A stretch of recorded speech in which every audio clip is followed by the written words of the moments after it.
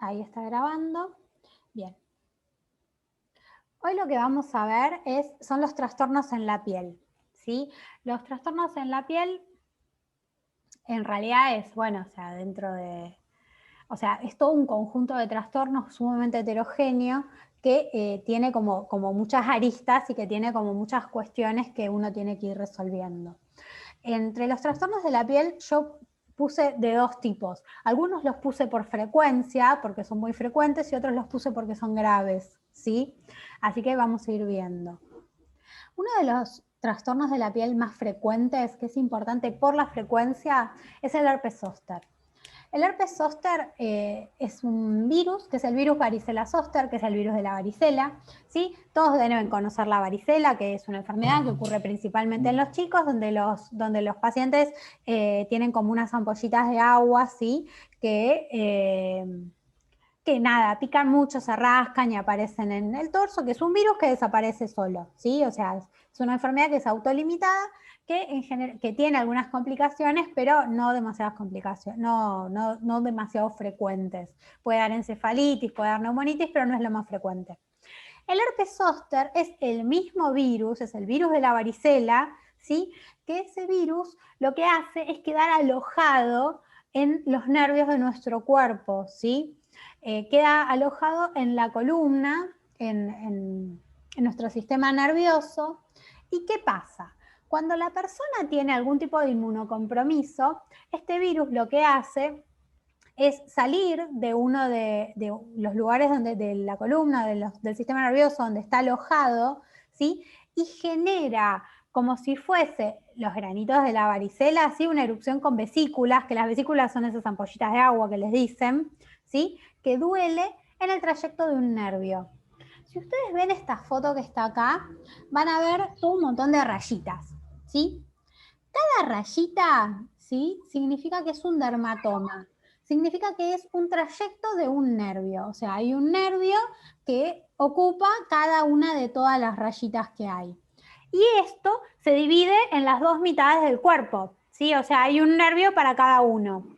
Entonces, cuando yo voy a tener una activación del virus varicela zoster que me genera un herpes zóster, lo que voy a tener son las vesículas, las ampollitas de agua, pero en el trayecto de un nervio. O sea, por ejemplo, acá, si la tengo acá en...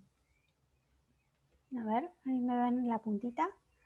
Si la tengo, por ejemplo, acá, la voy a tener desde acá hasta la mitad, que es hasta donde llegan todos mis nervios. Si la tengo en otro lado, acá va a ser acá, ¿sí? Hasta la mitad, siempre, desde la espalda hasta la mitad. Y eso es lo más frecuente. Como enfermedad ocurre en el 10% de los adultos y es mucho mayor en los pacientes que tienen algún grado de inmunocompromiso. El otro punto, que es que además de las ampollitas de agua, de las vesículas, lo que da esta patología es un dolor de tipo neuropático. El dolor de tipo neuropático es un dolor que se asocia al nervio, que es un dolor como profundo, que no suele calmar con analgésicos comunes, ¿sí? Y este es el dolor asociado a la culebrilla, como es el nombre de la calle de esta patología, ¿sí? Es la famosa culebrilla. Da un dolor como profundo que es bastante doloroso, ¿sí? Y como complicaciones da la neuralgia posherpética, que es un dolor que queda persistente en ese nervio, que queda como irritado, ¿sí? E infecciones de las vesículas.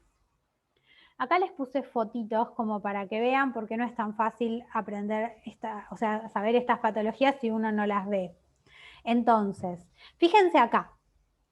O sea, ven que es una infección que está en como un rectangulito que viene desde la espalda y que llega hasta la mitad. Esto es porque es el trayecto del nervio. O sea, es el virus que va por todo el nervio, desde la columna hasta el nervio. Y desde la médula espinal hasta el nervio. Va por todo el trayecto del nervio, por todo el dermatoma, que dijimos que eran estos, ¿sí? O sea que viene así. Viene por acá atrás. Para que, no sé si ahí lo ven bien, lo pongo así. Viene por acá atrás, ¿sí? Va hasta acá adelante, que es lo que ven acá, ¿sí? O sea, viene por acá atrás y va hasta acá adelante. Y acá termina, ¿sí? O sea, esto no es que continúa para el otro lado, es una infección que está limitada al territorio que tiene el nervio que está afectado. ¿Sí? Acá podemos ver otro. Este de la espalda, este acá, ven que llega hasta la mitad y no va para el otro lado, ¿sí? Algunas personas dicen que si da la vuelta que si da la vuelta y llega hasta el otro lado te mata y algún tipo de esas cuestiones, que eso por supuesto que no es cierto porque esta enfermedad es limitada hasta la mitad, ¿sí?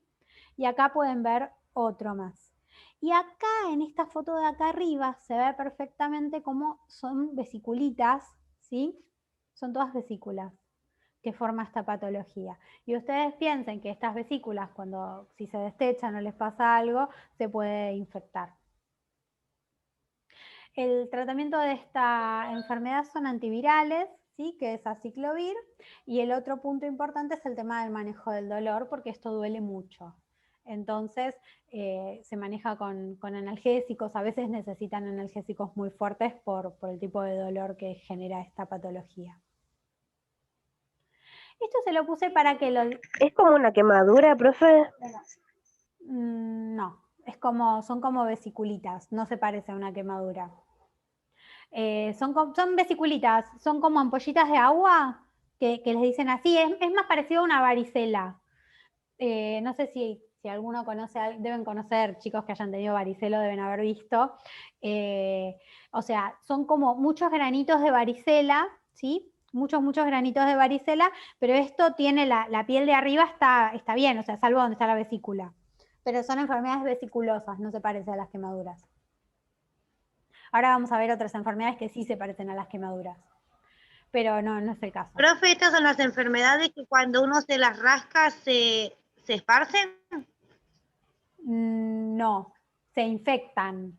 Esta no se esparce, porque este virus vos, ¿No? ya lo tenías en tu cuerpo. Así que ya estaba ahí el virus. O sea, ya lo tenías en el cuerpo. No es una cosa que vos puedas hacer algo como para que te aparezca en otro lado, ¿sí? En general aparece en una sola región. Es raro que aparezca en 2 regiones, puede pasar, pero es raro. Lo más común es que aparezca de un lado solo. El virus vos lo tenías guardado en tu cuerpo de cuando tuviste varicela en la infancia, ¿sí? Entonces, este virus no es que vos lo podés repartir a otro lado. No se puede. Porque vos el virus ya lo tenías, ya estaba ahí. ¿Sí? Es simplemente la expresión del virus que ya tenías guardado hace 1000 años en tu cuerpo. Bien. ¿Y si no tuvo varicela, igual no puede salir? No. Si no tuvo varicela, no le puede salir. Porque necesita el virus de la varicela, sí o sí. Esta foto la puse para diferenciar el herpes simple del herpes zóster. El herpes zóster es el que vimos recién, es la culebrilla, es esa erupción vesiculosa en un dermatoma, ¿sí? El herpes simple es otra cosa, es otro virus. Son virus que también generan vesiculitas, ¿sí? Que las lesiones en general se ven más parecidas a esta o a esta, porque la vesiculita, si vos te la rascás o te la toqueteás, o con el tiempo se le sale la partecita de arriba, como que se destechan, entonces queda una cosa más parecida a esta. Que esto es bastante frecuente. ¿Eso es lo que le dicen comúnmente la llaga, profe? Que dicen, me salió una llaga. Sí, le dicen la llaga, la fiebre del estómago, dicen que son del estómago, dice la gente que es de la fiebre, Sí. muchas cosas que aparecen en las comisuras también acá o en los labios. Sí, o sea, es una cosa súper común, pero es un virus en realidad. Es un virus, un herpes simple, que genera estas vesiculitas. No se hace nada con esto, o sea, más que ponerse un poquito de aciclovir en la llaguita no se hace. En general no suele tener mayores complicaciones. A veces se pueden infectar también, como cualquier lesión que uno tenga que se puede infectar. Y es un virus que está desencadenado por cualquier cosa, cualquier desencadenante, sol, estrés, fiebre, cualquier cosa que a uno le pase le puede desencadenar las llaguitas acá en la boca o en la comisura, ¿sí? que este es el herpes simple. Ven que es otra cosa, o sea, es otro virus, es un tipo de la familia del herpes, pero es otro virus. Este virus no es el mismo virus de la culebrilla, ¿sí? Este es otro virus, que es el herpes simple, es un tipo de Profe, virus. disculpe, profe, disculpe, de la culebrilla puede ser que se cubre con tinta china, porque habría escuchado. La tinta china, la culebrilla se trata en el campo con tinta china y acá también muchas veces. La tinta china en realidad se usa como una especie de antiséptico, pero no es recomendable ponerse tinta china. Pero las curanderas lo hacen, o sea, hay mucha gente cuando dice me sale la culebrilla, va a la curandera que le ponga la tinta china. Y se cree que la tinta china tiene algún tipo de acción antiséptica, pero no es una buena idea. Es preferible tomar los antivirales y la medicación y no estarse poniendo tinta china. Porque a veces la tinta china al Sí, revés. Sí. yo no creía justamente esta enfermedad, ¿no? Por la cura, y lo comprobé con un amigo que sí que es verdad, y médicos le dijeron que lo haga el tratamiento de la tinta china, ¿puede ser? Mirá, no tiene ningún asidero científico, o sea, nadie te lo puede recomendar así como sabiendo. Que se hace, ¿sí? Pero no es lo recomendado. Y no es lo que ustedes deberían recomendar tampoco. O sea, ustedes como personal de salud deberían recomendar que tome la ciclovir, que es el antiviral, y que se trate que tome los analgésicos correspondientes y que no se ponga tinta china. Ahora, si alguien quiere ir y ponérsela, y bueno, yo qué sé, todos sabemos que se hace. Porque o sea, va al curandero y se pone la tinta china y bueno. Y se cree que tiene algún tipo de acción como antiséptico, o sea, como si te pusieses Parbinox, pero no está comprobado. No se sabe. Buenísimo, No gracias, hay profe. mucha ciencia atrás de la tinta china, eso es un poco lo que les quiero transmitir. Después, vieron, ustedes vieron que cada uno después va y hace lo que quiere, ¿no? Pero, o sea, mucha ciencia atrás de la tinta china no hay. Bien, entonces ven que este es distinto, o sea, esto es diferente. ¿Ustedes se dan cuenta que esto es recontra diferente a lo anterior? O sea, ustedes ven esto y no es lo mismo, ¿no? Es menos agresivo.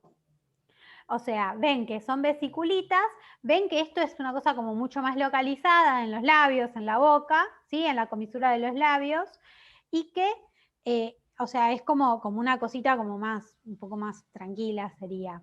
Y es otro virus. Está clarísimo que es otro virus. Este es el virus de la varicela zoster y esto es un herpes simple. Que son dos virus de la misma familia, y por eso los dos dan vesiculitas, ¿sí? Pero son dos virus distintos. Bien. Esto se lo puse por la frecuencia, yo creo que es una cosa que todos conocen, la pediculosis son los piojos, pero hay dos cosas que quiero decir al respecto. Una que son ectoparásitos. Los ectoparásitos son parásitos que viven por fuera del cuerpo del huésped. O sea, son parásitos que se alimentan de la sangre de la persona. Nosotros tenemos los piojos, que este es el bichito, y la liendre son los huevitos, y el tratamiento es lindano o permetrina, ¿sí? Que son los tratamientos habituales para los piojos. Esto es muy importante porque es de resorte de la enfermería en cuanto a la detección, ¿sí? O sea, detección y tratamiento. Les puede pasar en cualquier momento que tengan preguntas al respecto. Entonces es muy importante que sepan detectar. Esto es una cosa sumamente común y un poco lo que les quiero mostrar es la diferencia con la sarna, que es lo que vamos a ver ahora. Es muy común, toda la persona que vio un chico alguna vez en su vida vio un piojo o una liendre, así que nada, no nos vamos a detener en esto porque todo el mundo sabe cómo se trata. ¿Eh? Sí, Todos Disculpe tuvimos que- piojos, dígalo, profe. Disculpe, piojo, sí. pero Pero probablemente en algún sí todos momento tuvimos piojos alguna vez en nuestra vida, ¿eh? sí, lógico. Oh, sí, Ay, porque no, aparte, profe. ¿eh? Pero, profe, el piojo también puede ser dañino. Yo conozco una persona que hace muchísimos años, era una nena, digamos, tenía mucha pediculosis y al rascarse se le abrió, digamos, ¿Te gustó, no? el poro, el folículo piloso, y digamos que los piojos le entraron por ahí y le hicieron huevo adentro de la cabeza. Y Ay, fue qué horror. terrible eso. Los piojos son una enfermedad y son dañinos y por eso es que hay que detectarlos y no es una pavada tener piojos. O sea, es sumamente frecuente y es muy fácil de transmitirlo y por eso en los colegios, en las colonias, en las piletas y en todos los lugares donde hace mucho calor es como que se predispone. Pero la frecuencia no significa que uno no lo tenga que tratar bien tratado, como corresponde, ¿sí? O sea, uno tiene que detectar esto y les va a pasar, aparte les va a pasar... o sea, donde sea que trabajen les va a pasar que venga gente con piojos. Y no solamente chicos, o sea, gente adultos con piojos o que los tengan internados y tengan piojos. O sea, pero nada, hay gente que es terrible. Es una cosa también, a ver, uno dice, bueno, un chico que está cuidado, que tiene piojos y que uno se ocupa del chico, el chico va a tener algunas liendres, un piojo, 2 piojos, pero hay gente que viene con piojos que saltan por las paredes, o sea, que es terrible. Es muy importante este tema, uno no puede ignorarlo, ¿sí? Pero, mira, yo te digo, me acuerdo una vez un paciente internado que no se podía entrar a la habitación de los piojos que tenía y le terminaron poniendo un gorro. O sea, y nadie entró a la habitación hasta que el señor no tenía el gorro, por la cantidad de piojos que tenía, en serio. Ustedes ríanse, pero es así, es terrible. ¿Puede ser que antiguamente se trataba con detensil? ¿Con detensil? Sí, lo mismo que la sardilla. Sí. No sé, mi mamá me ponía vinagre. Lo mejor, Sí. y te brilla el pelo. Yo los pelo, profe. Y re largo tenía el pelo encima. Sí, antes se usaba el detensil, ahora ya la verdad es que no se usa mucho. Sigue existiendo y se sigue usando. Digo, me quedé pensando, digo, ¿por qué no está, o sea, no está esto en el libro de ustedes? Pero sí, se usa. Antes se usaba más, ahora se usa permetrina en general.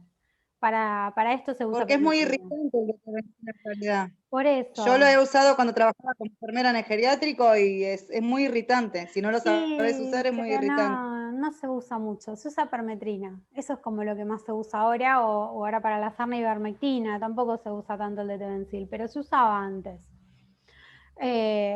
Listo. Nada, no sé si no se sacó de circulación, no me acuerdo nada de que se haya sacado de circulación ni nada, pero sí como que se dejó de usar o se dejó de sugerir tanto. Me parece que lo que salió de circulación es la crema de Tevencil, profe.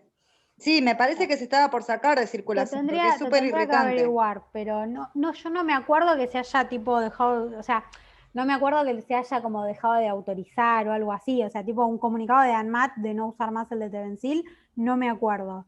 Pero sí sé que no se usa, no se recomienda para nada. El peine fino, profe. No hay con qué darle. Sí, el peine fino también, olvídate. El peine fino y bueno, nada. Lo que se usa más es permetrina. Así que es muy importante, y la otra cosa que ustedes también van a tener que desalentar es que no usen cosas del estilo de querosén, por ejemplo, que es otra cosa que también se usa. Porque que le pongan vinagre a la cabeza de un chico, ponele, no pasa nada. Pero querosén, viste, ya no me gusta tanto. Le va a quemar todo, profe. Y la otra cosa que también hay que tener cuidado es que hay padres que le ponen pipetas de perros a los chicos, que eso tampoco se puede. Así que van a tener en su vida miles de consultas al respecto porque la gente hace cualquier cosa con esto. Sí, le han Profe, puesto ¿el rayo. vinagre mata? Disculpe.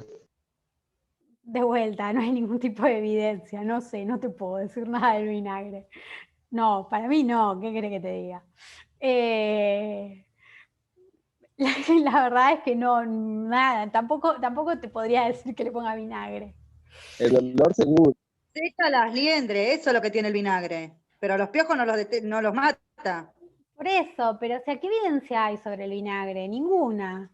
Es como la tinta china. Igual era re triste ir al otro día a la escuela con olor a vinagre.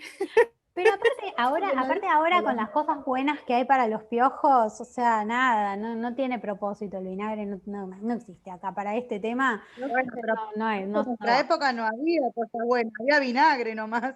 Claro, bueno, pero está bueno, pero es lo que te digo. O la ortiga también. Les ponían La querosén a los chicos también. en la cabeza. Me lavaban la cabeza con ortiga. Claro, tampoco. A mí me la van con pelo largo.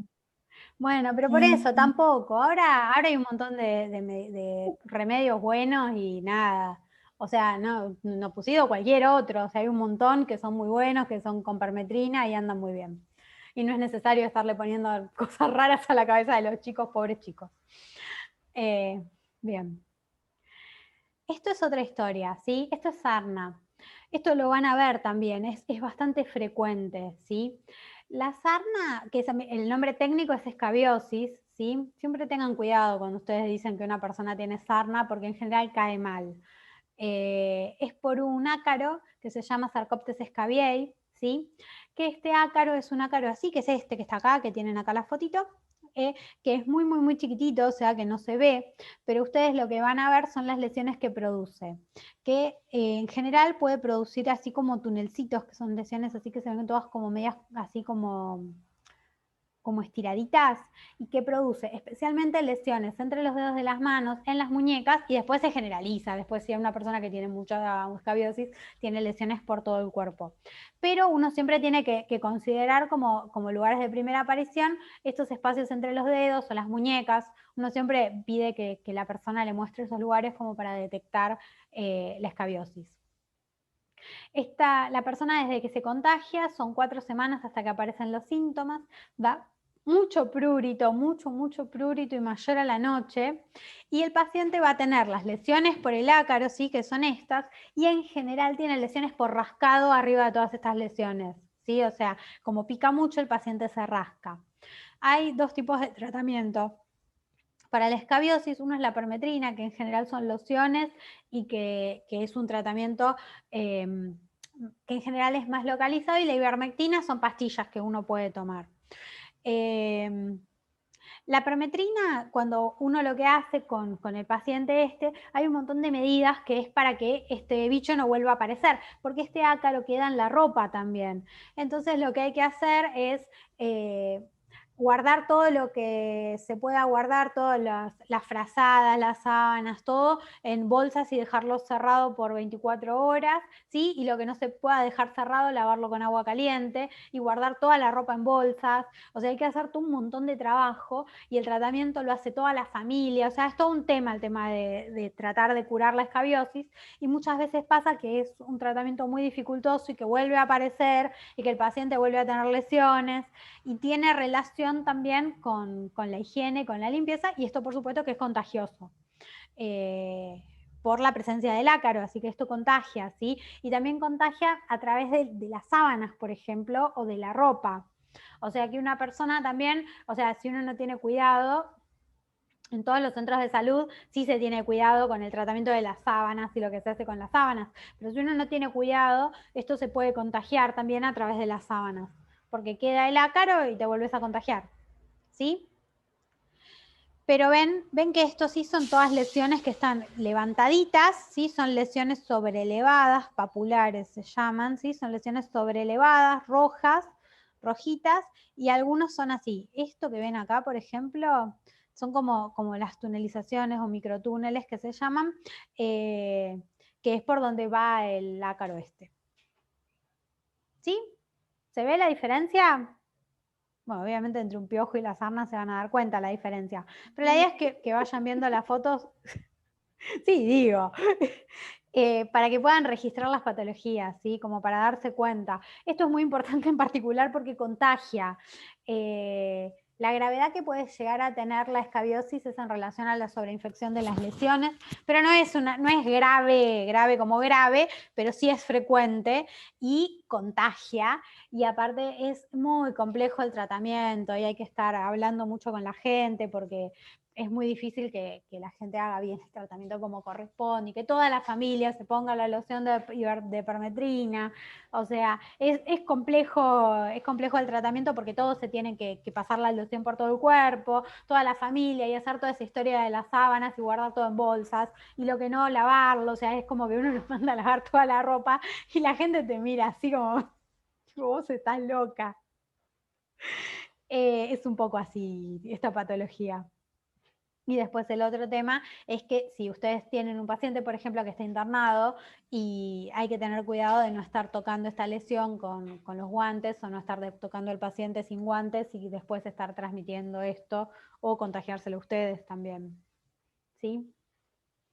O sea que, bueno, nosotros ya dijimos igual que con todos los pacientes hay que tener cuidado, como si todos los pacientes estuviesen HIV, y también hay que tener cuidado porque esto es contagioso. Bien. Ahora ya vamos a pasar a otro tipo de enfermedades, ¿sí? Esas son enfermedades frecuentes, que las puse por su frecuencia para que las conozcan, en realidad para asegurarme de que las conozcan, aunque probablemente ya las conocían, pero para bueno, también sacar un poco los mitos y que conozcan bien todas las patologías, ¿sí? La psoriasis también es otra enfermedad muy frecuente, ¿sí? Y es una enfermedad sumamente heterogénea. Está presente en el 2% de la población y se manifiesta en pacientes jóvenes entre los 15 y los 35 años. Tiene una base inmunológica, es una enfermedad producida por algún tipo de anticuerpos y se maneja en picos y brotes. ¿Sí? O sea, los pacientes suelen tener la patología más compensada y hay cambios estacionales, hormonales, el estrés, la ansiedad, situaciones emocionales que les generan picos de la enfermedad y como descompensaciones de la enfermedad. ¿Qué le pasa a esta persona? Que las células se dividen muy rápido. Entonces, como las células de la piel se dividen muy rápido, la piel se ve como escamosa, es una enfermedad por escamas y no llega a tener capas normales de la piel. O sea que abajo de las escamas no es que tenés piel normal y piel escamosa arriba, sino que las capas de abajo no son normales tampoco. Y esto puede ser desde una molestia de tipo estético hasta una enfermedad discapacitante, ¿sí? Estas enfermedades son enfermedades que se manejan en placas porque ven que tienen bordes bien delimitados, ¿sí? Todos los bordecitos están bien delimitados, ¿sí? Acá ven también bordes bien delimitados. Sí. Puede ser que a mí solo se me da la imagen que está pasando la diapo entre borrosa o corrida. No sé cómo la ve el resto. Yo la veo bien, Yo pero... la veo No, bien. se ve bien. bien. Se ve bien, profe. Entonces sos vos. Ah, bueno, sí, sí. Bien. Tenemos estas placas, ¿sí? Donde vemos los bordes así, bien delimitados. Y vemos como arriba lo ven como blanco, ¿no? Ven toda esta parte así como blanca, como escamosa, que esto se ve áspero cuando vos lo ves, o sea, y lo tocas es áspero. Y miren abajo, miren por ejemplo esta imagen. O sea, si vos levantás todas las escamas de arriba, la piel de abajo no es piel normal, ven que está todo rojo. O ven acá que abajo está todo como rojo, como eritematoso, se llama lo rojo, ¿sí? Y suelen ser simétricas, o sea, suelen estar presentes en cuero cabelludo, ¿sí? Como ven acá, que se ve en la nuca, en el cuero cabelludo, en las superficies de acá, en los codos, en las rodillas, en la parte baja de la espalda, en los genitales y en las uñas. Suelen tener lesiones en las uñas también. Hay un 5% de los pacientes que tienen psoriasis que tienen algún tipo de artritis asociadas, que son como alteraciones en las articulaciones, con dolor, ¿sí? Muy dolorosas. Pero en general vamos a cerrar en que es una enfermedad de la piel. Esto también lo van a ver mucho. Es muy frecuente ver personas que tengan psoriasis, quizás conozcan a alguien. Y bueno, nada, es saber que es una enfermedad de la piel. También la puse un poco por la frecuencia. Profe, ¿los adultos mayores también tienen psoriasis? Sí, las personas, en realidad la psoriasis es como que empieza a aparecer a partir de entre los 15 y los 30 años, pero es una enfermedad que no tiene cura, o sea que la va a tener toda la vida. O sea que sí, vas a ver gente mayor con psoriasis. La gente que tiene psoriasis en general sabe que tiene psoriasis y te lo dice. Es una patología que se suele diagnosticar y la gente consulta por esto. Quizás les pueda pasar a alguien que no sepa que una persona joven o el momento en el que le aparece, pero es una patología que si ustedes ven a una persona mayor, ya sabe que tiene psoriasis, tiene diagnóstico y ya sabe qué hacer con su psoriasis. Pero sí, les puede pasar que vean esto en una persona joven y que no sepa. Entonces, estas lesiones son muy características, ¿sí? O sea, van a ver lo blanco que se descama, porque son como escamitas, ¿sí? Y abajo una piel que no es normal. El tratamiento de la psoriasis o sea, dependiendo, es una enfermedad muy heterogénea y dependiendo de cómo sea la patología es el tratamiento que va a tener el paciente. Una de las cosas que tienen que hacer los pacientes que tienen psoriasis es cuidar los desencadenantes. Dijimos que es una enfermedad que evoluciona en picos y brotes. Entonces, el paciente va a tener que tener precaución de no tener picos de estrés, de los cambios hormonales y de todo eso, según hasta lo que pueda el paciente, y de cuidar los desencadenantes. Después se usan aceites hidratantes y aceites emolientes. La diferencia entre hidratantes y emolientes es que lo emoliente es como que ayuda a sacar las capas superficiales de la piel, ¿sí? Y lo hidratante es para mejorar la sequedad que generan las escamas. Son dos cosas diferentes, ¿sí? Después se usan corticoides, que pueden ser, dependiendo de la severidad de la enfermedad, o locales, como cremitas, ¿sí? O sistémicos, como pastillas. Después se puede usar fototerapia, ¿sí? O hay tratamientos biológicos para la psoriasis. La verdad es que no es resorte de la patología ver los tratamientos biológicos, pero sepan que existen, ¿sí? Profe, ¿cómo se contrae la psoriasis? Es inmunológica, no nada, tiene una base inmunológica, son anticuerpos, no es un virus, no es una bacteria, la tenés porque la tenés. Y tiene alguna cuestión inmunológica de por medio. Todavía no se sabe, la verdad es que no se sabe muy bien exactamente por qué, pero es una cuestión inmunológica. O sea, es tu cuerpo que tiene anticuerpos contra tu propio cuerpo, sería. Es una de esas enfermedades autoinmunes. Pero no es un virus, no es una bacteria, ¿sí? Esto es una enfermedad autoinmune. Bien. El agua salada también apaga mucho la psoriasis, profe. Tampoco. ¿Por qué el agua salada? Porque conozco una persona que tiene psoriasis y cuando va a la playa y se mete al agua ahí siempre viene mucho mejor de piel. ¿Pero vos estás segura que es el agua salada? ¿No será que la persona está menos estresada y descansando? O sea, no hay ningún criterio científico para decir que el agua salada apaga la psoriasis. Es como la tinta china, lo metemos en la bolsa de la tinta china y el vinagre. No, lo que sí es muy importante para estas personas son los desencadenantes. Eso es uno de los puntos más importantes que tiene esta patología. En general, lo que puede pasar también, ¿qué? No, le decía que puede ser que el agua salada cauterice las heridas. El agua salada no cauteriza heridas. No. A lo mejor es la vitamina D que recibe de los rayos UV. Tampoco. A ver, la vitamina D es buena, la genera la piel, es bueno tomar sol. Pero no, de vuelta, a ver, no podemos atribuirle beneficios a las cosas así medias random, no les podemos atribuir beneficios que no tienen o que nadie sabe que tienen. O sea, ¿qué? Si a la persona le funciona... De hecho, mi mamá tiene psoriasis. Sí. El dermatólogo le prohibió tomar mucho sol. De hecho, mi mamá tiene psoriasis y el dermatólogo no le recomienda tomar tanto sol por la psoriasis, así que no es bueno el sol tampoco para ellos. No, quizás sea bueno las vacaciones, diría yo, pero creo que las vacaciones son buenas para todo el mundo. Profe, Sí. yo tengo a mi cuñado que tuvo psoriasis y se estresó tanto que le salió y se fue con nosotros de vacaciones. Sí. Estuvo sin celular, sin nada, sin comunicación, con nada, y sabe que se le fue completamente el estrés que tenía acá y el descanso que tuvo allá, completamente. Por eso. Nada que ver, y eso tuvo sí con medicamentos y todo. Eso tiene relación con cuidar los desencadenantes. Eso es un poco, eso sí lo hablamos. Esta Sí. enfermedad tiene relación con el estrés. Hay muchas enfermedades dermatológicas que tienen relación con el estrés. Entonces, las vacaciones, yo no creo que sea el agua salada, me parece que son las vacaciones y el No, un poco los es el desencadenantes. descanso y el bajo del estrés, sí.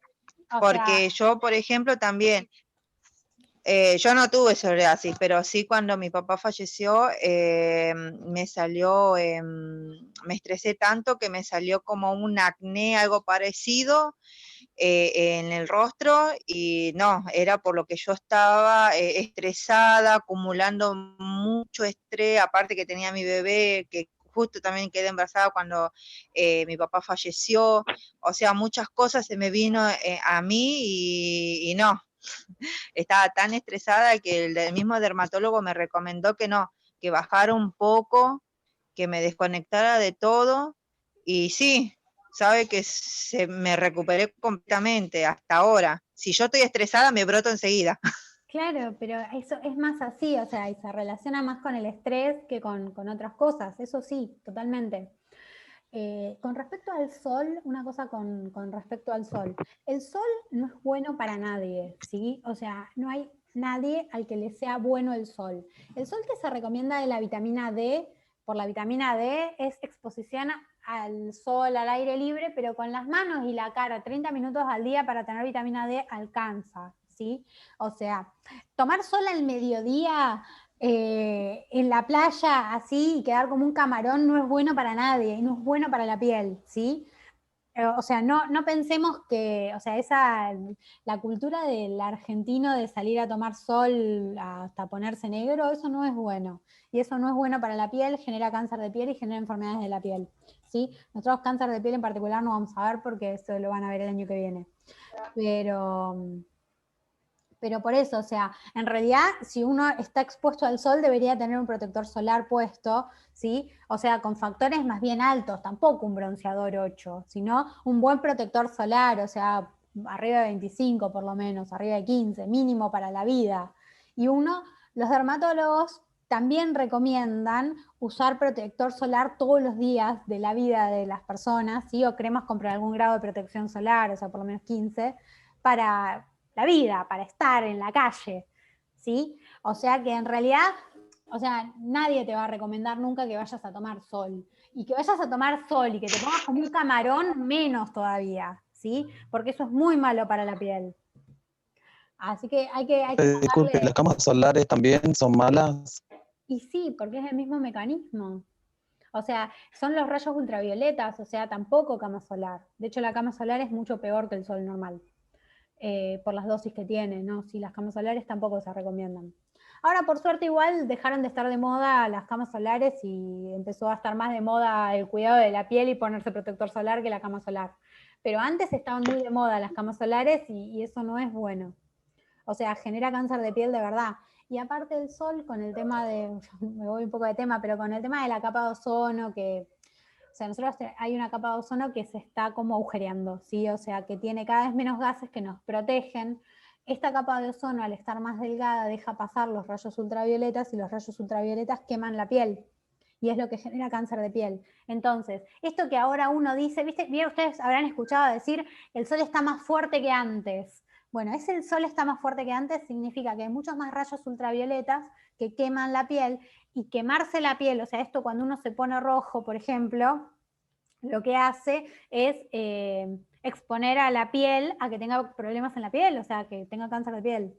Así que el Por sol... eso ahora muchos dermatólogos recomiendan que hasta en invierno usemos protector solar.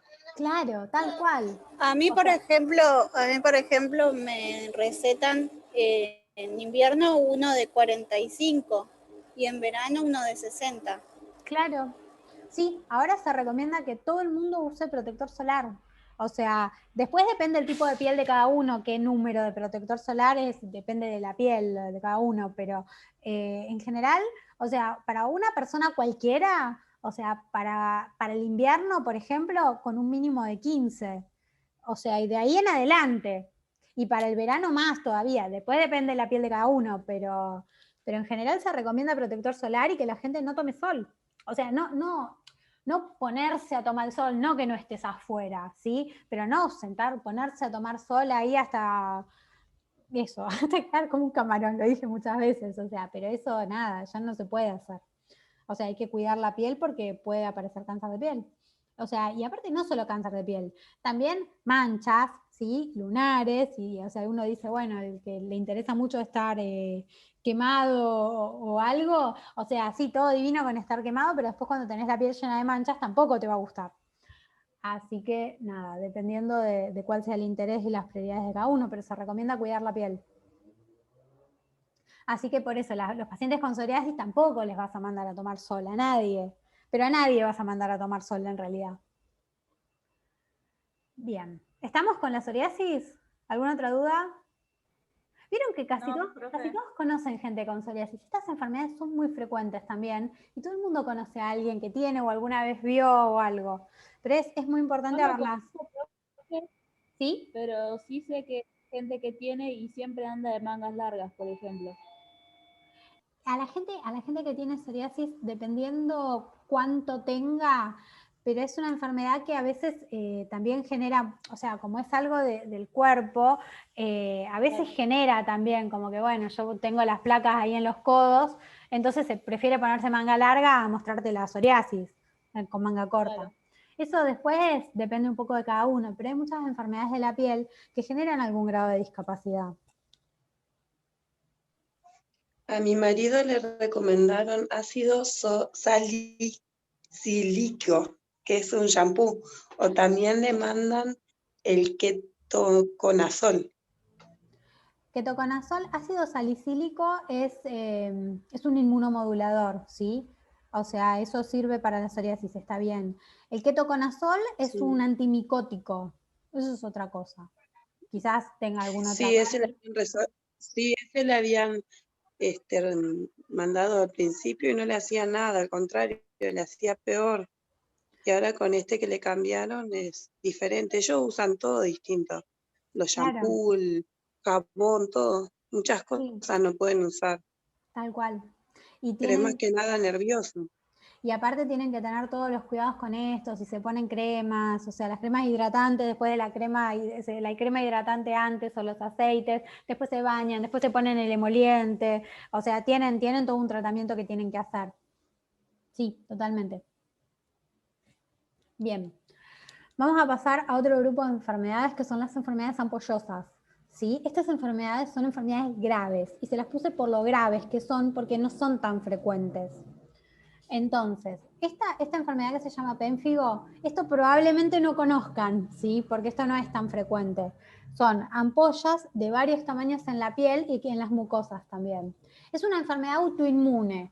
No es una enfermedad autoinmune, decimos, o sea, no la causa ni un virus, ni una bacteria, ni un hongo, ¿sí? Que afecta a la inmunoglobulina G, que es contra un antígeno de las células epidérmicas, ¿sí? También es una enfermedad autoinmune, ¿sí? Pero es una enfermedad autoinmune un poquito diferente. Y son lesiones dolorosas y ampollas que sangran. Y el tratamiento es según la severidad con corticoides y con inmunosupresores. Entonces, acá les puse. Si ustedes ven las lesiones, o sea, van a ver que las lesiones se tienen bordes bien definidos, ¿sí? Que en realidad son ampollas que ya no están destechadas, porque las ampollas es como que no las van a ver, ¿sí? Pero abajo están, ¿vieron cuando la piel está raspada con un raspón de la calle de un chico? Bueno, está así la piel, o sea, la piel de arriba no está porque se formó la ampolla y la ampolla se destechó, entonces está la piel como si fuese, por decirlo mal, en carne viva, ¿sí? O sea, esto sí se parece más a una ampolla, o ¿vieron las ampollas de las quemaduras? Bueno, una persona que se quema, que se hace una ampolla y se le sale la pielcita de arriba a la quemadura, eso que queda abajo es esto. Pero acá la diferencia es que esta gente no se quemó, sino que esto le sale por un problema autoinmune, ¿sí? Estas enfermedades pueden ser muy graves. Y puede aparecer en piel y mucosas. Entonces acá yo les puse ejemplos en piel y por ejemplo miren acá en el labio, es terrible. Estas enfermedades son enfermedades graves, ¿sí? Y después está esta otra, que esta es una de las enfermedades dermatológicas más graves de todas, que se llama síndrome de Stevens-Johnson. Esto es una enfermedad de la piel que tiene una mortalidad muy alta, ¿sí? Es una de las únicas enfermedades o de las pocas enfermedades que son muy graves dermatológicas y que son una urgencia. Esta enfermedad tiene una mortalidad de 30-35%. ¿Qué significa? Que una de cada 3 personas que tiene esto se muere, que es un montón, ¿sí? Es una barbaridad. Es más frecuente en pacientes que están inmunodeprimidos o que tienen HIV y se genera un enrojecimiento, eritema, ¿sí? Eritema es rojo. Enrojecimiento repentino en toda la piel y en todas las mucosas, con ampollas, con úlceras y con dolor, ¿sí? Las ampollas, la diferencia entre ampollas y úlceras es que las ampollas tienen como la parte de la piel arriba, ¿sí? La epidermis queda por arriba, la dermis queda por abajo y en el medio se forma como agua, ¿sí? Porque se separan. Y la úlcera es como un agujero que puede ser cada vez más profundo, ¿sí? Donde no hay arriba, no hay nada, no es que está destechado, ¿sí? O sea, como la ampolla. Y esto es como una quemadura por todo el cuerpo. Esto sí es como una quemadura por todo el cuerpo. Y esto se puede complicar en infecciones y se hace el tratamiento de los quemados y se hace inmunoglobulina. Acá le puse para que vean, ¿sí? De vuelta, son enfermedades que aparecen solas, son inmunológicas, son como quemaduras, esto duele mucho, ¿sí? Y son muy graves estas enfermedades, son muy, muy graves. Y aparte ocurre también en piel y mucosas, o sea, miren acá los labios o los ojos de la chica esta. ¿Sí? Esto es muy grave, a mí en particular me impresionan un poco estas patologías, pero es una enfermedad muy, muy grave. Así que sepan que existen, sepan que es muy grave y tiene una altísima mortalidad. ¿Sí? Entonces, el tratamiento de esto es inmunoglobulina y se tratan como un quemado, que ahora vamos a ver las quemaduras igual. Ahora vamos a ver quemaduras. ¿Alguna duda de estas anteriores? No, profe. No, profe. Nada. Bien, vamos a ver quemaduras, ¿sí? Las quemaduras hay de muchos tipos, ¿sí? Una parte de las quemaduras es que depende el motivo por el cual el paciente se quemó. Entonces uno tiene que evaluar las causas. Hay quemaduras solares, quemaduras por llama, por fuego, quemaduras de contacto con cosas calientes, líquidos calientes. Después hay quemaduras químicas, ¿sí? Por sustancias químicas, por ejemplo, o quemaduras por contacto. Las quemaduras son de varios tipos, ¿sí? Hay grados de quemaduras que son los distintos grados de severidad. Tenemos desde quemaduras solares, que son las quemaduras más leves, hasta cuando después tenemos quemaduras que se forman ampollas, que son las intermedias, y después tenemos quemaduras donde ya se lastima mucho la piel, que son las quemaduras más graves, ¿sí? Estos son los grados de las quemaduras, el grado depende de dónde está el compromiso de la piel, o sea, y hasta dónde llega el compromiso de la piel. Nosotros en la piel tenemos epidermis, dermis e hipodermis. O sea, la epidermis es la parte de más arriba y la hipodermis es la parte de más abajo. Todo esto es la piel. Después abajo de la piel están la grasa, los músculos, ¿sí? Las quemaduras de primer grado son las quemaduras que comprometen la epidermis. La quemadura son las quemaduras que comprometen la epidermis. Después tenemos las quemaduras de segundo grado, que es cuando se forman ampollas, ¿sí? Que comprometen la epidermis y la dermis.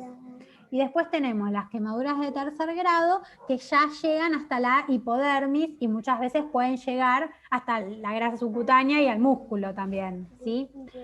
Y dependiendo de cuál sea el motivo y cuál sea el factor de exposición es que vamos a tener los diferentes grados de quemaduras. Acá les puse, esta es una tablita que en realidad se las puse más para dejárselas. Espera que voy a silenciar a alguien, a mi nena. A ver, no sé quién es que, bueno, hay alguien que está haciendo como ruido.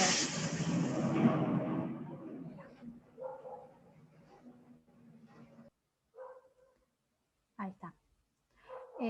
Bien. Entonces, acá les puse este cuadrito, ¿sí? Que es un cuadrito del libro para que lo vean, donde podemos ver las quemaduras, por ejemplo, las quemaduras solares, ¿sí? Que son las que son de primer grado, que ocupan la epidermis, ¿sí? Que pueden dar hormigueos, hiperestesia, que es como sentir mucho, que si uno se toca le duele, ¿sí? Y que calman con el frío. Donde vamos a ver una superficie que es eritematosa, ¿sí? Enrojecida, toda roja, y si uno la aprieta se pone blanca. Donde, o sea, puede pasar que tengamos ampollas, pero en general uno considera como que estas quemaduras son las que no tienen ampolla. Y después la quemadura se recupera completamente, ¿sí? O sea, piensan en una quemadura del sol, se recupera completamente y no deja cicatriz. Después tenemos las quemaduras de segundo grado, que o se llaman también de espesor parcial, que es lo que dijimos, la epidermis y la dermis, ¿sí? Que esto puede ser también quemaduras por fuego, por contacto, que también duelen, tienen mucha sensibilidad, en general las quemaduras duelen en general, mejoran con el frío, y que estas tienen ampollas, ¿sí? Que se recuperan en 2 semanas a 4 semanas, puede dejar cicatriz si son muy importantes, pero en general también, si son quemaduras chiquitas, se pueden cicatrizar sin problemas. Y si la ampolla se infecta, también eso ya puede ser un problema. Y después tenemos las que son de tercer grado, son las de espesor total, dijimos hasta la hipodermis. Y a veces estas quemaduras, dependiendo de la causa, pueden llegar hasta el músculo o hasta el tejido celular subcutáneo. Que esto puede ser por fuego, por exposición prolongada a líquidos calientes, quemaduras químicas por sustancias químicas, puede ser por corriente eléctrica o por contacto con superficies. Los problemas de las quemaduras de tercer grado es que son muy graves, ¿sí? En general, las quemaduras de tercer grado ya no duelen porque una vez que se quemó los nervios que están abajo de la piel, la quemadura no duele, pero puede haber shock y puede haber un montón de problemas que ahora vamos a ver bien.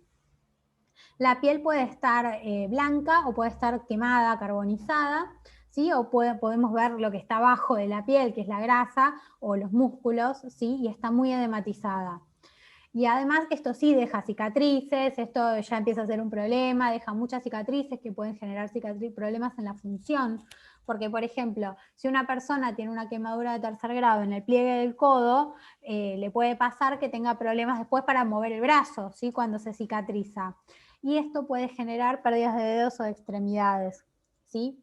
Las causas, por ejemplo, pensemos en, no sé, por ejemplo, quemaduras por fuego en un incendio donde la persona se quema mucho, o quemaduras químicas por algún problema, en general son problemas industriales, ¿sí? O quemaduras muy importantes. O también pensemos, por ejemplo, en cuestiones donde, que eso lo habrán escuchado, cuestiones de violencia de género donde prendieron fuego a una persona, y eso genera quemaduras muy importantes, son quemaduras más de este estilo, ¿sí?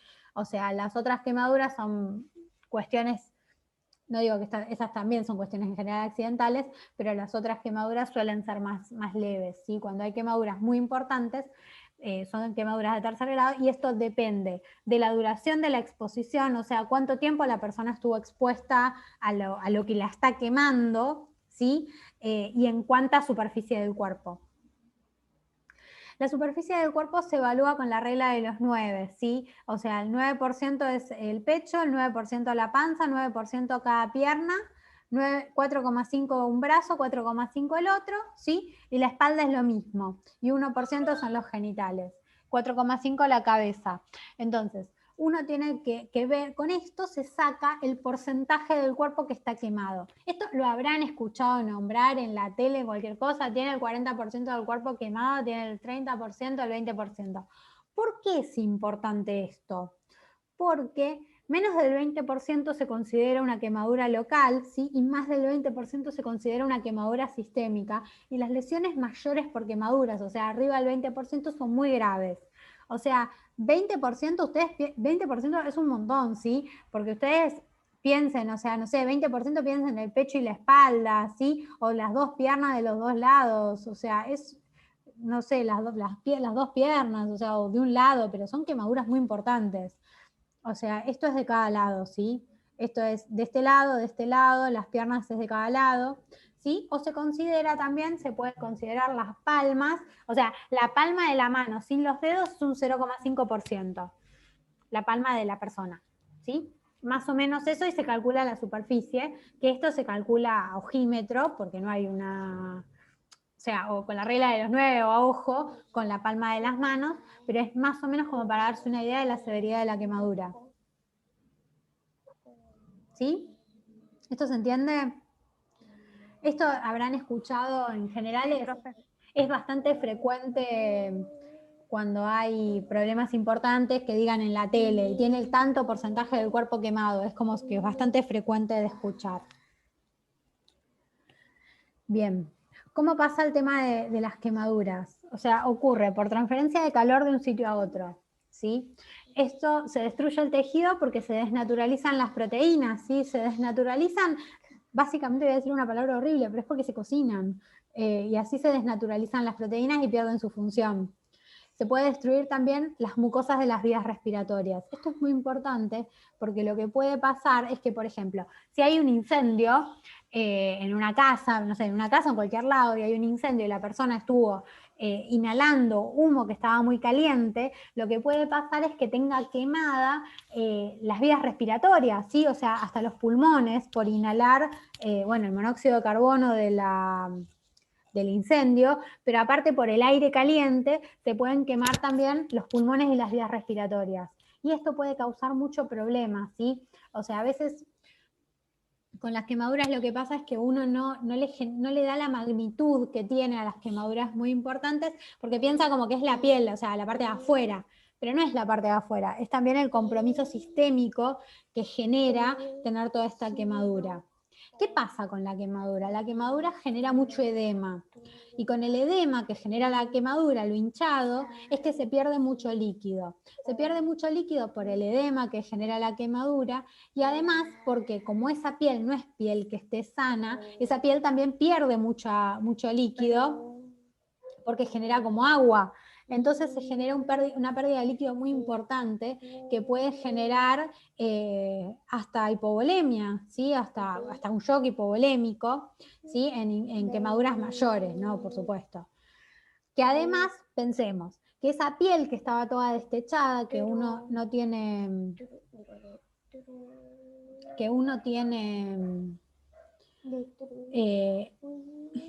que está toda destechada, o sea que no tiene la barrera que genera contra los virus la piel, que acordémonos que la barrera de la piel era la inmunidad innata, ¿sí? Hace que tenga mucho más riesgo de tener infecciones, ¿sí? Y además la piel también sirve para regular la temperatura. Entonces, cuando uno tiene que regular la temperatura, con las quemaduras lo que le puede pasar es que el paciente tenga hipotermia porque pierde calor, ¿sí? Además de que las quemaduras pueden generar cicatrices, que las cicatrices pueden ser muy importantes y hasta invalidantes. Por ejemplo, en la mano, o sea, una mano que se quema muy importante, capaz puede pasar que la quemadura en porcentaje sea leve, pero ustedes piensen que un dedo por una cicatriz puede perder la función. Entonces son muy importantes las quemaduras, las cicatrices y el tratamiento. Además genera compromiso de la inmunidad también porque tiene mucho más riesgo de tener infecciones y puede generar trastornos en la imagen corporal, también dependiendo del sitio de la infección. Por ejemplo, acuérdense una chica que fue muy famosa que salió en la tele que la pareja le quemó con ácido la cara. Esa chica va a tener una cicatriz en la cara y esto genera un trastorno de la imagen corporal. ¿Cuánto pasa todo esto? Depende del tiempo de exposición y a qué. O sea, cómo es la quemadura y durante cuánto tiempo, porque eso es lo que genera cuánto daño recibió el tejido, ¿sí? O sea, la quemadura puede ser, por ejemplo, puede ser muy grande en superficie. Ustedes piensen, por ejemplo, una persona que tomó mucho sol. Una persona que tomó mucho sol en Maya, y se quemó y está roja como un camarón, tiene una quemadura de primer grado en una superficie importante, pero al ser una superficie de primer grado, como gravedad es baja. Ahora, una persona que se quemó mucho, si tiene una quemadura muy importante, puede tener fiebre, ¿sí? Y puede tener pérdida de líquido, se puede deshidratar y puede tener algún compromiso por ese estilo. Pero no mucho más que eso, porque la quemadura es de primer grado. Ahora, si una quemadura de tercer grado en toda una superficie de ese mismo tamaño, es gravísima y la persona se puede morir, ¿sí? La gente se muere de quemaduras. Las quemaduras mayores tienen compromiso sistémico y aparte genera inflamación generalizada, edema, mucho edema en el sitio de la quemadura y puede llegar a producir hasta un shock, ¿sí? O sea, ustedes piensen que un paciente que tiene el 50% del cuerpo quemado es un montón, está gravísimo, ¿sí? Y tiene como muy pocas chances de sobrevivir a eso. Y la hipovolemia también se produce por pérdida de líquido sumado al edema periférico que se lleva como el agua del cuerpo. Tratamiento. El tratamiento de las quemaduras es hidratación parenteral, o sea, mucha hidratación agresiva, o sea, muy, muy agresiva. Los quemados se los hidrata muchísimo, todo lo que puedan tolerar, con control estricto de los signos vitales, o sea, hay que controlar la frecuencia cardíaca, la presión, la frecuencia respiratoria, porque el paciente puede tener un shock hipovolémico y puede pasar que el paciente apenas entra, o sea, apenas lo ven ustedes y entra a la guardia, capaz no está en shock en ese momento, pero el edema va empeorando con las horas, o sea, porque la quemadura va evolucionando y el edema va empeorando, y el paciente se puede entrar en shock hipovolémico a las horas que está internado, entonces necesita un control muy estricto de signos vitales, ¿sí?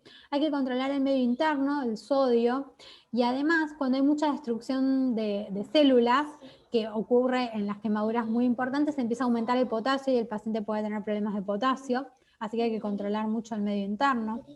Pueden tener alteraciones pulmonares. En el 10 al 20% de los quemados graves tienen lesiones en la vía aérea. Esto depende mucho de cuál sea la causa. En general son lesiones por inhalación, o sea que el paciente tiene que haber estado en general en un incendio, ¿sí? O sea, algún lugar donde pueda inhalar algo, ¿no? Donde hay que, o sea, el paciente que está quemado y que se sospecha una lesión por inhalación, hay que observarlo estrictamente y frente a la duda se lo intuba.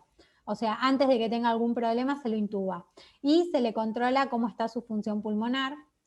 Y además hay que controlar las alteraciones de la función renal por la hipovolemia también, y hay que hidratar para asegurarse de que el riñón funcione correctamente, y se hace balance también en estos pacientes, balance de los líquidos que entran y salen, ¿sí? Para asegurarse de que el paciente esté bien hidratado. Hay que cuidar al paciente contra las infecciones y la sepsis, porque ustedes piensen que no tiene su barrera de inmunidad innata, entonces se cuida de las infecciones, ¿sí? Y por supuesto hay que hacer un tratamiento tópico, y muchas de las quemaduras de tercer grado necesitan un tratamiento quirúrgico. Nosotros no nos vamos a meter en los tratamientos quirúrgicos, pero, o sea, dependiendo de cuánto sea el paciente, es el tipo de vendaje, y a veces hay que cortar con un bisturí lo que está quemado y no sirve más para que pueda crecer la piel sana. Muchas veces se hacen injertos también, ¿sí? Sobre las quemaduras. ¿Estamos con las quemaduras? ¿Dudas? Profe, una pregunta. Sí. Para el cálculo de las pérdidas, o sea, ¿cómo se llama? La pérdida de líquidos, o sea, por lo que pierde, o sea, es por las quemaduras. Sí. ¿Cómo se calcula eso? No, es que en realidad vas a hacer un balance de ingresos y egresos, o sea, vos lo que tenés que hacer es cuidar la diuresis. No te puedo decir mucho más que eso. Claro, porque, o sea, tengo un paciente con quemaduras del cuerpo, o sea, 18%, y bueno, o sea, lo que pasa es que orina poco, pero, o sea, tiene pérdidas sensibles, pero por las quemaduras, por los mismos. Bueno, pero y si está totalmente hidratado, siempre tiene. Pero si está orinando poco y está orinando menos de lo que vos esperás, es porque le falta agua. Lo que pasa es que el tema es que vos vas a tener que calcular, o sea, es el edema y las pérdidas insensibles, ¿sí? O sea, no te puedo decir una cuenta para sacar la cuenta de cómo vas a calcular las pérdidas insensibles, porque las pérdidas insensibles son mucho más, en realidad. Claro, porque o sea, se toma la temperatura con un cálculo del peso. Se multiplica a la diferencia de la temperatura. Como no levanta temperatura, o sea, no hay pérdidas sensibles por temperatura, pero sí igual pierde. O sea, normalmente son 2.000 mililitros de Ringer, solución fisiológica, todos de expansión, y o sea, orina el valor... 500 como mucho. Y bueno, pero a ese paciente le falta agua. El valor de la pérdida insensible son 100 centímetros cúbicos por metro cuadrado. O sea, eso es que puede llegar hasta ese valor. Lo que pasa es que no vas a saber cuánto es tu paciente. Pero en realidad lo que vos haces vos vas a hacer el balance, y en el balance, si vos garantizás diuresis, es porque el paciente está bien hidratado. Si el paciente termina orinando poco, quizás le falta hidratación. Pero eso, bueno, nada, vas viendo paciente a paciente. Un poco, pero para eso le haces balance, justamente para asegurarte de que el paciente orine, porque no alcanza con hidratarlo solamente. ¿Entendés? O sea, la hidratación es muy agresiva, no es un paciente cualquiera. ¿Me explico?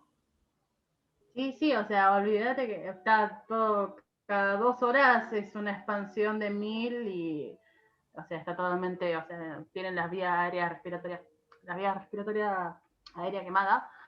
Pobre. y la cara y parte de los brazos. Está totalmente, o sea, está en constante observación porque está en terapia. Y ¿Está bueno, ventilado? así es. ¿Cómo? ¿Está ventilado? ¿Está intubado? Sí, está ventilado.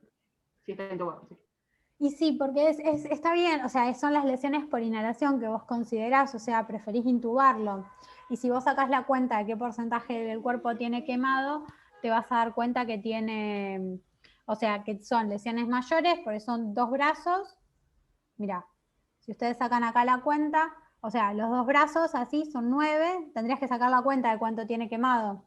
Pero en general, si ya compromete la cara, suele ser grave. Todas las quemaduras que tienen compromiso de la cara son graves y te va a pasar eso. O sea, y vos decís, o sea, con el quemado, ¿sabés qué es lo que te pasa? Ves, ¿y dónde está el agua?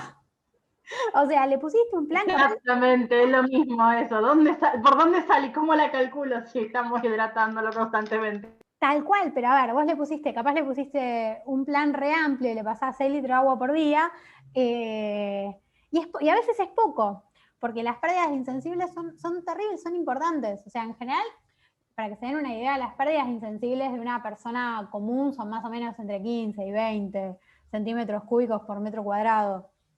Que metro cuadrado, a ver, una persona que tiene, no sé, 70 kilos y mide 1,70 m, debe tener unos 70 de superficie corporal de metro cuadrado, o sea, unos 70 son más o menos 35 mililitros de pérdidas insensibles, ¿sí?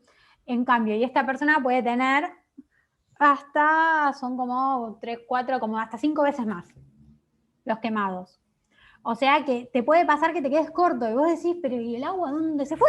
Porque es un poco lo que te pasa y vos decís, pero a ver, o sea, y sí, porque es la pérdida de la quemadura más el edema, o sea, y ahí lo que vos haces en realidad es garantizar diuresis. Con eso te guías.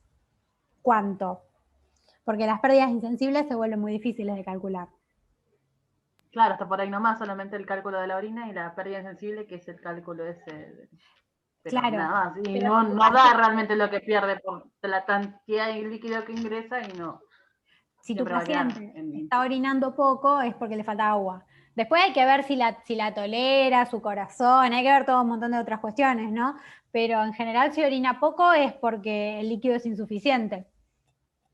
O sea, y el líquido se está quedando en otro lado, se está perdiendo de otra forma. También, bueno, esto es lo que vimos, ¿no? O sea, puede generar trastornos renales, ¿no? Hay mucha historia atrás de las quemaduras. Pero bueno, es un poco lo que vos contás, sirve para demostrar la gravedad de una quemadura, ¿sí? Porque a veces uno a veces tiende a pensar, ¿no? O sea, no sé, ustedes no piensen en la cara, pero tú piensen en las piernas, no sé. Uno dice, la quemadura en la pierna, bueno, está bien, o sea, se tiene que curar y ya. Pero es mucho más que eso, porque el compromiso sistémico que genera una quemadura es importantísimo. Aunque la quemadura sea en la pierna. Y vos decís, bueno, la pierna, bueno, sí, o sea, no sé, no es la cara, que uno dice, bueno, la cara, no sé, la vía aérea, la boca, la nariz, no sé, no puedo respirar. Es como que uno dice, bueno, se quemaron las piernas. Bueno, pero es terrible el compromiso sistémico que genera y cómo un paciente se puede morir por tener quemaduras en las piernas. ¿Sí? ¿Está clarísimo este punto? ¿Dudas? Sí. ¿Dudas de quemaduras?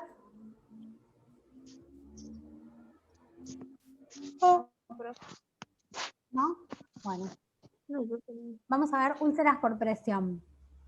La clase de hoy es relativamente corta, por suerte, porque es un día como que empezamos medio tarde. Vamos a ver úlceras por presión, ¿sí? Esto es un tema muy importante, muy frecuente, ¿sí? Y lo van a ver todo el tiempo. Así que es muy, muy, muy, muy importante este tema, ¿sí? Es tema de examen, es tema de final.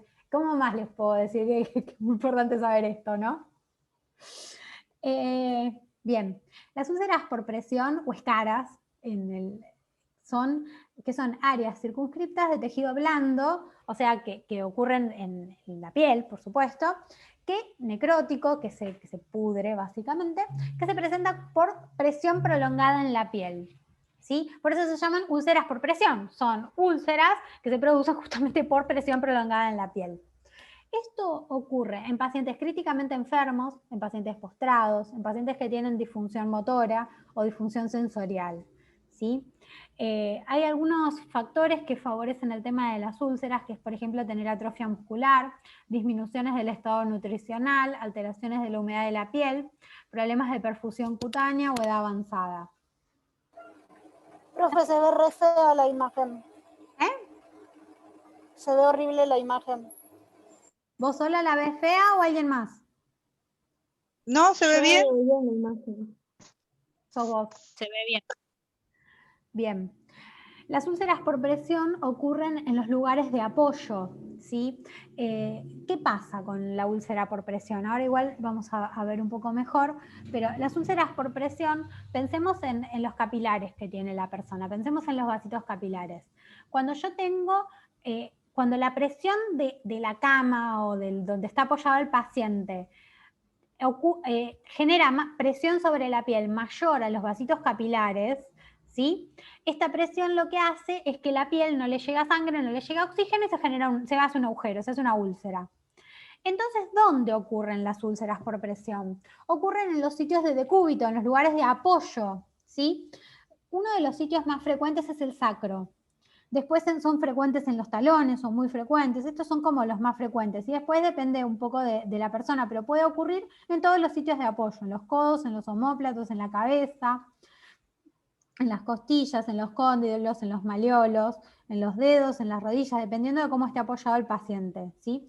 Lo más frecuente son talones y sacro, por lejos, ¿sí? Pero puede ocurrir, la verdad, en cualquier lado. A veces ven úlceras malleolares en los pacientes que están de costado. Hay varios estadios, ¿sí? Yo acá les puse como varias fotitos y varias formas de ver los estadios, pero como para que vayan teniendo una idea. Lo primero que sucede es que ocurre un eritema, ¿sí? Que se pone rojo, pero no desaparece con la presión. Esto es un estadio 1, donde se ve rojo, eritema, ¿sí? Y cuando vos apretás, no desaparece. Y cuando vos rotás al paciente, no desaparece. El tejido está hinchado y congestionado y se puede poner hasta medio azul, ¿sí? Pero la piel está sana. En las úlceras estadio 1 la piel está sana. Pero ya no deja de ser una úlcera por presión y no deja de ser una escara.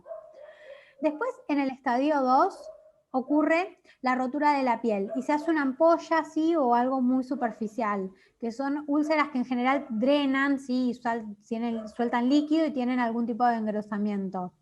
Que esto es el estadio 2. En el estadio 3 es cuando llega al subcutáneo, ¿sí? Quizás acá se ve mejor. Cuando llega al celular subcutáneo hay necrosis, hay drenaje, o sea, sale un montón de líquido y es una herida entera de la piel, ¿sí? Y el estadio 4 es cuando ya llega a músculos y huesos, que son úlceras que son terribles, ¿sí? Esto es un horror. Y llega a músculos y huesos y esto en general se infecta y genera como sacos adentro de la piel, como si fuese que el agujero se extiende como para abajo y genera focos con pus, y eso tiene necrosis y tiene drenaje, es un horror. Se supone que esto no debería pasar, ¿sí? O sea, no tiene por qué pasar nunca, ¿no? Pero pasa. Nosotros, es nuestra función y es nuestro rol evitar que el paciente tenga úlceras por presión. Eso es muy, muy, muy importante. Para eso nosotros tenemos que hacer, en primer lugar, una evaluación de cómo es el riesgo para tener una úlcera por presión. ¿Sí? Para eso hay una escala que se llama escala de Braden, que sirve para saber qué tanto riesgo tiene mi paciente que tengo adelante de tener una úlcera por presión o escara, y para eso fijarme después de tomar conducta al respecto. Entonces, tengo que evaluar la percepción sensorial, ¿sí? O sea, ¿qué tan conectado está el paciente? Nosotros pensemos que un paciente que se levanta y va al baño no tiene por qué tener una escara, ¿sí? O sea, un paciente que se levanta, se mueve, camina, o sea, una persona que está conectada y todo, y que entiende y se mueve, no tiene por qué tener escaras. Entonces, acá lo que se hace en esta escala es que se va evaluando, ¿sí? Se le ponen puntos y después se suma la cantidad de problemas que tiene el paciente. Y eso te da el riesgo de tener úlceras por presión. Entonces pensemos, o sea, si está limitado, o sea, si el paciente no responde, ¿sí? O sea, si responde solamente al dolor y no se puede comunicar, si responde a órdenes verbales, pero por ejemplo no te puede decir que se quiere cambiar de posición, porque las escaras duelen aparte. Si responde a órdenes verbales y no tiene ningún problema sensitivo, nada, tiene menos riesgo. La humedad de la piel. La humedad de la piel es un tema, o sea, pensemos en las úlceras por presión sacras. La humedad de la piel, pensemos en un paciente que usa pañales, que es una de las causas también que genera humedad en la piel. O sea, un paciente que usa pañales, que genera orina en la cola y que el paciente no se lo cambia después de orinar. O sea, pensemos en un paciente que no te avisa cuando orina, ¿sí? Es un paciente que tiene mucho riesgo, porque tiene la piel húmeda y la piel húmeda se macera, ¿sí? O sea, piensen, por ejemplo, cuando se meten mucho tiempo al agua por cualquier razón, o a la pileta o lo que sea, cómo se ponen los dedos. O sea, esa piel, la piel de los dedos o la piel de las manos cuando uno está mucho tiempo en el agua, y eso que es menos tiempo, ustedes van a ver que esa piel no está normal y es una piel que no es muy resistente tampoco. ¿Sí? Entonces, o sea, un paciente que tiene, o sea, y eso es agua, que está húmeda, especialmente por orina, el paciente tiene mucho más riesgo de tener úlceras por presión, ¿sí? Cuando está constantemente muy húmedas, un poco húmedas o rara vez, ¿sí? Esto es como una forma de decirlo.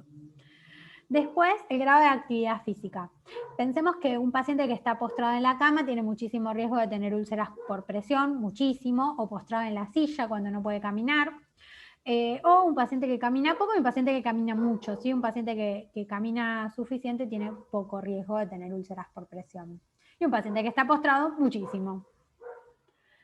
Después, en relación a la movilidad, un paciente que no se mueve un paciente que no se mueve no cambia de posición tampoco, ¿sí? Esto aparte, pensemos que esto también, el completamente inmóvil, también tiene relación con las enfermedades neurológicas. Si el paciente tiene una enfermedad neurológica y no se mueve, y no cambia de posición y no tiene percepción de su entorno y está quieto todo el tiempo, después está dependiendo de que alguien lo mueva, ¿sí? Porque si no, tiene muchísimo riesgo de tener úlceras por presión. Y después los pacientes que se mueven o un paciente que entiende que se tiene que cambiar de posición solo, nada, es muy bajo el riesgo. Después, aparte, la movilidad también y el tema de estar postrado o no, también tiene relación con la atrofia muscular. Entonces, el paciente que está postrado tiene mucha atrofia muscular y tiene también mucho más riesgo.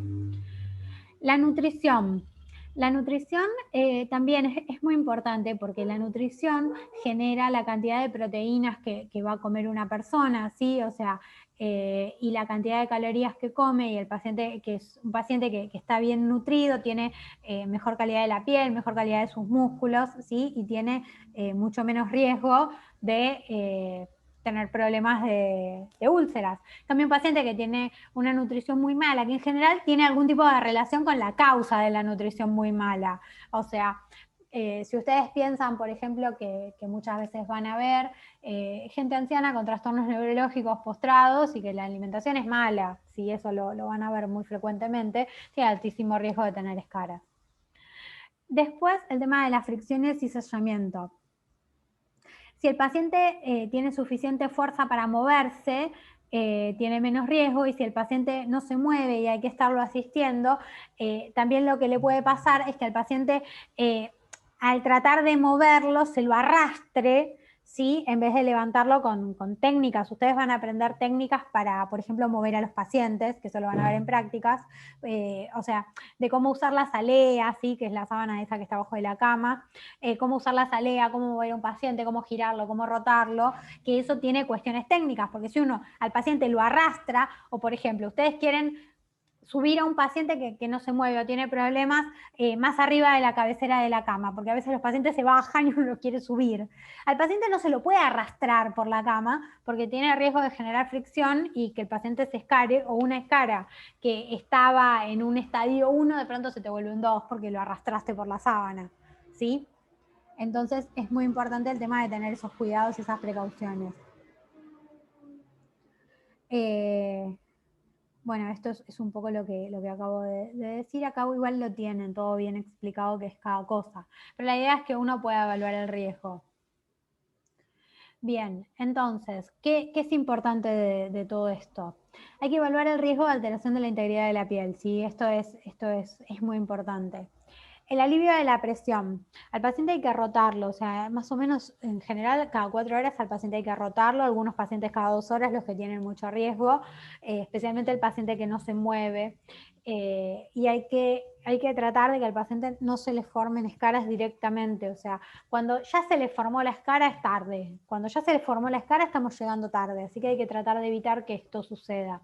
La edad avanzada de los pacientes es importante y las úlceras por presión es algo que ocurre porque pensemos que el paciente que está más predispuesto a tener escaras en general es un paciente o que tiene mucho deterioro neurológico, que tiene edad muy avanzada, ¿sí? Pero de vuelta, pensemos que no es todo lo mismo, porque nosotros vimos lo que era la fragilidad. Entonces, pensemos que las escaras son mucho más frecuentes en pacientes frágiles, porque un paciente que puede tener 99 años, pero el paciente se mueve, camina y todo, nada, no tiene riesgo de tener escaras, ¿sí? O sea, es una cuestión de fragilidad y de estadio funcional y no de edad. ¿Eso está claro? Aunque es más frecuente que todo este conjunto de trastornos que el paciente necesita ocurra más en edad avanzada. O sea, para que una persona de 20 años tenga una escara, tiene que tener algún otro compromiso, algún problema neurológico, alguna otra cuestión que haga que le pase todo esto, ¿sí? Entonces hay que tener cuidado aparte con la posición del paciente, si uno tiene que evaluar, o sea, especialmente en las zonas de enrojecimiento, cualquier escara grado 1 que aparezca, enseguida uno ya lo tiene que evaluar y tiene que tratar de aliviar la presión y rotar al paciente desde el principio, ¿sí? No esperar a que se forme la escara para empezar a rotar al paciente. Hay que tener cuidado, bueno, de la posición y después hay dispositivos para aliviar la presión, como por ejemplo colchones de aire, hay almohadones especiales, hay almohadillas de gel, hay camas especializadas o hay guantes con agua, ¿sí? Pero hay un problema también de voluntad y no solo de dispositivos. Uno no puede echarle la culpa que no tiene el súper almohadilla tipo gel, porque hace con un guante una almohadita, un guante lleno de agua te sirve como almohadita, ¿sí? Así que no hay excusas. Los colchones de aire, en general, cuando uno ve un paciente que tiene mucho riesgo, ya se le sugiere, a ver, si se interna un paciente y ustedes ven que el paciente tiene mucho riesgo, si en el centro donde trabajan hay colchones de aire, se le pone directamente, o si no, a veces los familiares a los pacientes que tienen mucho riesgo de tener escaras, también, y uno prevé que la internación va a ser media larga, uno ya puede pensar en ponerle directamente un colchón de aire a este paciente para evitar las escaras. ¿Sí? Esto, a veces los colchones de aire se alquilan, por ejemplo, y eso es algo que se puede hacer tranquilamente y no es complejo. Pero, o sea, si no hay colchones de aire, se puede hacer con almohadas comunes o para los tobillos, para los talones, por ejemplo, así como solución casera, se agarra un guante, se lo llena de agua, como si fuese una bombucha, se lo ata de una punta y eso se le pone a los pies para ir cambiando el punto de apoyo. ¿Sí? Porque vos al rotar el punto de apoyo evitás que se forme la escara por presión, porque el capilar, o sea, pensemos en la presión capilar, ¿sí? Versus la presión de lo que lo está apoyando. Entonces, si vos vas cambiando el punto donde se genera la presión, no se genera la escara. Porque la piel que se está apretando, después tiene tiempo de volver a reprofundirse correctamente, ¿sí? Y después, por supuesto, la mejoría del estado funcional del paciente es todo lo otro que uno tiene que trabajar, o sea, tratar de mejorar la movilidad, mejorar la percepción sensorial, mejorar la perfusión tisular, mejorar el estado nutricional, ¿sí? Porque, o sea, todo lo que sea mejorar al paciente va a mejorar básicamente el riesgo de tener escaras. O sea, si uno con el paciente entrena el tema de la movilidad y el paciente se lo ayuda a movilizarse y se trata de dar herramientas para que el paciente esté conectado, tanto mediante el tratamiento de la patología que tiene el paciente en ese momento, como de ayudas en relación a la conexión o a la gente que conoce y a ver cómo puede hacer para moverse. O sea, nada, mejorar la perfusión tisular también tiene una relación con el estado hemodinámico del paciente, o mejorar el estado nutricional, que son todas intervenciones que uno siempre tiene que tener en cuenta cuando hace la valoración funcional de un paciente. Por supuesto que si uno mejora todo eso, va a mejorar el riesgo de tener escaras. La reducción del riesgo de la fricción y efecto cizalla, que esto es tratar de que el paciente, de no estar arrastrando al paciente especialmente, o tampoco te vas a poner a frotar una úlcera. Esto es importante porque a la familia a veces se le ocurre ponerse a masajear las úlceras, y eso no hay que hacerlo porque genera efecto cizalla, y cuando uno masajea la úlcera puedes arrastrar la piel con la mano. Y por supuesto minimizar la irritación por la humedad, que esto también tiene que ver con el tema de los pañales, o sea, especialmente los pacientes con pañales, de mantener limpio al paciente y seco. Bien, estamos con este tema. ¿Cómo dudas de úlceras por presión? No, profe. ¿No, ninguna? O por lo No, menos yo profe. No se entendió, entendió profe. muy bien. Bien. Vamos a hablar un poco sobre cómo viene el resto de los temas. Como tema más importante de todo queda neuro, ¿sí? Después tenemos una clase de lo que es movilidad, me queda dolor, me queda todo lo que es sensorial, ¿sí? O sea, quedan además de estas 5 clases. Van a tener ustedes, además del trabajo que están haciendo ahora, vamos a hacer un trabajo que equivaldría al segundo parcial, que va a ser un trabajo integrador parecido al que hicieron para antes de las vacaciones de invierno. Y yo les voy a dar 2 semanas para el trabajo ese, que esas 2 semanas no vamos a tener clases así formales, pero sí podemos hacer, si es necesario, una clase de dudas. Igual vamos a hacer una clase de repaso. Cuando veamos dolor, todavía no decidí dónde voy a poner dolor, si en una clase o en la clase de repaso, pero vamos a hacer una clase como de repaso, como para ver los temas más importantes. Y después, porque nosotros tenemos que terminar, para fin de noviembre tenemos que terminar con todo esto. Así que vayan pensando. Si alguno se tiene que poner al día con los trabajos, póngase al día, porque después van a tener el trabajo integrador final, que eso va a ser como un trabajo un poco más importante. Así que aprovechen para ponerse al día, porque al final de la cursada, o sea, piensen que para, no sé, todavía no tenemos fecha de fin de cursada, pero piensen que para fin de noviembre tienen que tener todos los trabajos entregados y no les puede faltar ninguno. Al que le faltan los trabajos no aprueba la materia, ¿sí? Así que no puede faltar ninguno, así que si alguno debe un trabajo, póngase al día. Si alguno tiene dudas de algún trabajo, me pregunta. Y bueno, nada, la idea es que cerremos la materia de esa forma y que estén todos preparados para después rendir el final en diciembre. ¿Sí? Sí. Sí, profe.